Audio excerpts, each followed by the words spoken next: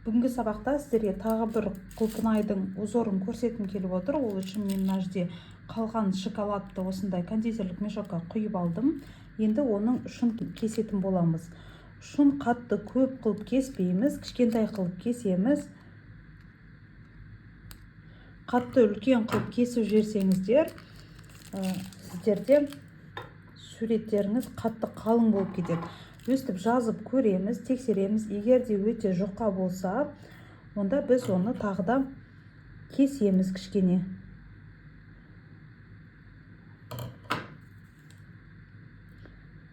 Енді міне бізге сурет салғанға, жазу жазғанға идеально деп ойлаймын. Одан кейін біз қасығымызды аламыз, любой шоколадымыз қою болмауы қажет. Ал құлпынайларымыз бұлардың барлығы толығымен жақсы қатуы қажет.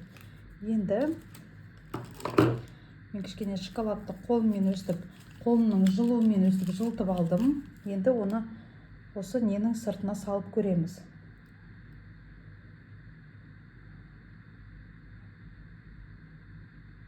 Көріп тұрғандай біз осындай суретті салатын боламыз. Бұл бесконечность деп аталады, яғни зигзаг рет сияқты, зигзаг сияқты, осындай как восьмерка сияқты. Шоколадымыз толығымен қатқан, міне арт жағын барлығы бізде қатып тұр. Енді бұны біз шет жағынан бастаймыз. Мына зубочисткасынан жақсылап отырып ұстаймыз. Біз құлпынайдың шет жағынан, мен ортасынан бастасаңыз болады, астынан бастасаңыз болады, өстіп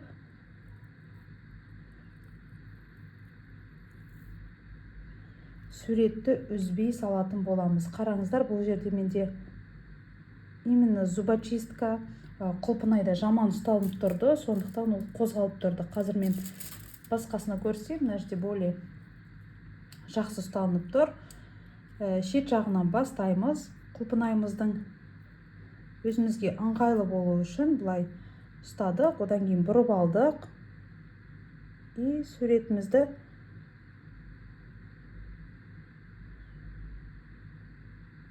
салып бастаймыз. Міне бізде осындай әдемі узор пайда болды. Өстіп барлығына салып шықсақ болады. Немесе ортасына өстіп жүрекше ретінде де салса болады. Мен сіздерге бүгін осы узорды көрсеткім келіп тұр. Наборда бір рядта бірдей узор болса, өте әдемі көрінеді. Немесе узордың жанында ештеңке жоқ, сондай жазсаңыз болады. Мысалы үшін узор бір ряд, ал бір ряд бізде ешқандай немесі жоқ, суреті жоқ, клубникамен істеп шықсаңыз болады. Бізде қандай да бір стиль болу қажет. Міне бізде құлпынайды үстіне, астына. Бұл жерде біз салған кезде мешогымызды қысып тұрамыз, және біздің шоколадымыз үзіліп кетпеу қажет. Яғни сурет салып келе жатып, біз ортасында тоқтап қалмаймыз. Бұл жерде принцип, қараңыздар. Біз мына мешогымызды, шоколадымызды жақсылап отырып кішкене жібітіп аламыз. Ол бізде сұйық болу қажет. Одан кейін біз осылай өзімізге ыңғайлы қылып ұстап аламыз. Яғни біздің шоколадымыз алдыңғы жаққа міне толығымен барып тұру керек. Одан кейін қолымызбен қысамыз.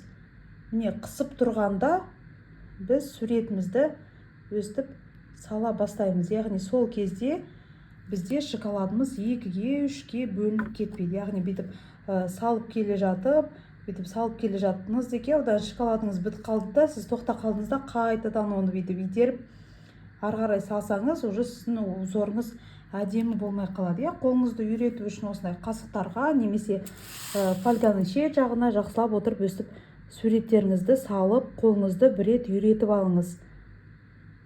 Одан кейін уже сурет салу сізге өзіңізге ыңғайлы болады. Міне мен сіздерге көрсеттім. Бұл узорлар қазір қатқаннан кейін набор жинай берсе болады.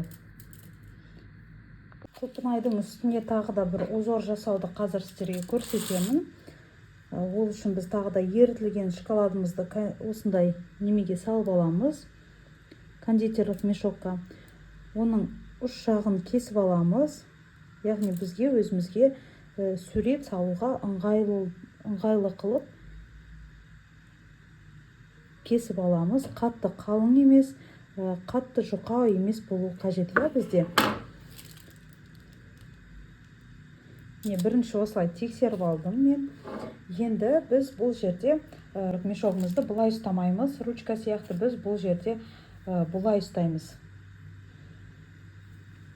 Енді осылай сурет салатын боламыз, Немесе бұлай ұстасаңыз болады, немесе бұлай ұстасаңыз болады. Енді бізге главное надо, чтобы мына немеміз, біздің суретіміз үстінен салыну керек, яғни шет жағынан емес. Біз құлпынайымызды шет жағына қаратамыз, бір точка қоямыз, өстіп бір точка қойғаннан кейін сразу бүйтіп үлкен саламыз, Бұл жерде тоже сондай. Бір точка қойдық. Екі суретіміз бір-біріне қатты тимеу қажет. Осылай. Енді мына жерлеріне өстіп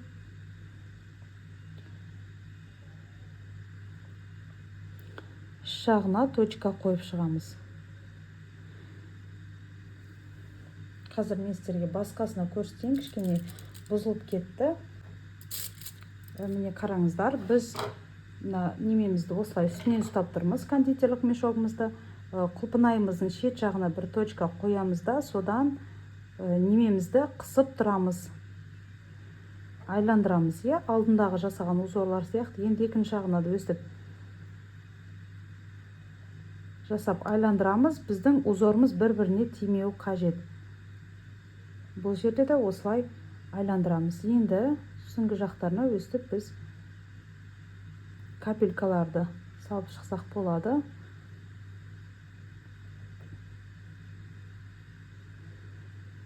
Не қараңыздар. Осындай узор пайда болды. Бұлар негізі алдыңғы жасаған узорға да ұқсайды. Бұл жерде бізде шоколадымыз қатты қою болмау керек. Шоколадты өстіп қолымызбен қысып тұрып, суретімізді салатын боламыз.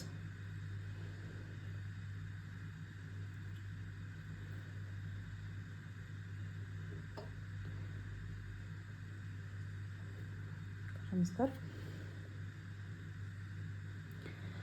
Тағы бір түрін көрсеткім келіп тұр. Ол бізде жүрекшені қалай салсам болады, соны көрсеткім келеді. Бұл бізде, например, шет жағынан бастаймыз. Одан кейін осылай.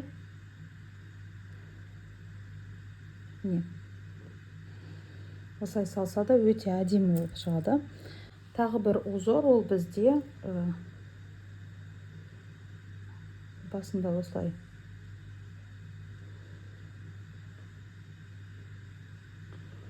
Осындай узорды көрген шығарсыздар, бұл жерде де біз үстіңгі жағынан бүйтіп қолымызды ұстап тұрып, немемізді, кондитерлік мешогымызды бұлай ұстаймыз да, суретімізді солай жасайтын боламыз. Жаңағы жасаған суретті, мысалы үшін, мынау бізде құлпынай деп ойлайық. Құлпынайды біз ең басында өстіп, можете жүрекше қылып бастағанға, одан кейін уже бұлай бесконечность сияқты, бірақ біз үстінен астыға қарай өстіп зигзаг ретінде жүргіземіз. Міне. Ол кезде біздің мешочегімізді осылай ұстап тұрып, қысып тұрып суретімізді салатын боламыз. Ал енді жаңағы суретті жазсақ, бірінші точка жасаймыз да, одан кейін уже бүйтіп айландырамыз. Точка жасаймыз да, өстіп айландырамыз. Точка жасаймыз да, өстіп айландырамыз. Енді мына жерлеріне өстіп точкаларды қойып қойсаңыздар болады. Бұл жерде главное біздің шоколадымыз қатты қою болмау керек. И және біздің салатын техникамыз. Осындай суреттерді осылай үстінен ұстап тұрып, өстіп қолымызбен қыссақ, біздің шоколадымыз жақсы нетеді. Қазір сіздерге бірнеше техниканы көрсетеміз. Қараңыздар, бұл жерде бірінші точканы салып алдық, одан кейін сол точкадан дөңгелетіп узор салдық. Кондитерлік мешокты үстінен қысып тұрып саламыз. Сол кезде бізде ровный және әдемі узор болып шығады. Узор жасағаннан кейін шет жақтарына осындай капелькалар жасасаңыздар әдемі көрінеді. Екінші техника бізде мынандай жүрекше салу. Бізде молочный шоколадын қатқаннан кейін үстіне осындай ақ шоколадпен жүрекше салды. Бұл жерде кондитерлік мешокты ұстау техникасы тура сол біріншісі сияқты. Одан кейін жүрекшені салдық. Енді үшіншісін қарасаңыздар, бізде мынандай фиолетовый түске ұқсас шоколадқа матырдық. Ол қатқаннан кейін сол шоколадпен узор салып шықтық. Узор қатпай тұрғанда біз осында пищевой глиттерді үстіне септік. Біздің узорымыз қатқаннан кейін оның артық глиттерларын щеткамен алып тастаймыз.